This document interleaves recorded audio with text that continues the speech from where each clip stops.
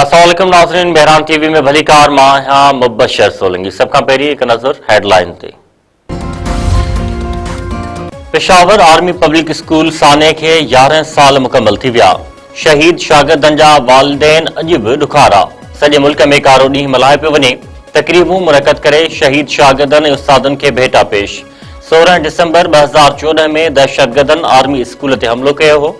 हमले में ॿारनि समेत 147 ॼणा शहीद ऐं केतिरा ई ज़ख़्मी थिया हुआ।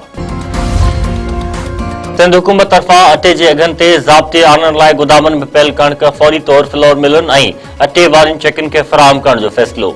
वॾे वज़ीर मुराद अली शाह जी सदारत हेठि सिंध काबीना जो इजलास, अहम फ़ैसिलनि जी मंज़ूरी। कणिक जो फ़ी मण अघु 3800 रुपया मां घटाए 3200 रुपया मुक़रर।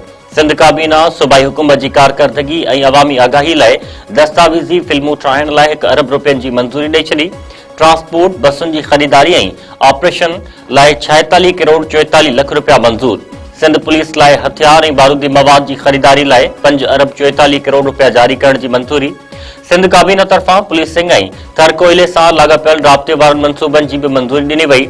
दाख़िली ऑडिट में सुधारा, समाजी तहफ़्फ़ुज़ ऐं कराची शहर में IT टावर जे क़याम समेत हिकु जामे माली ऐं तरक़ियाती पैकेज जी बि मंज़ूरी।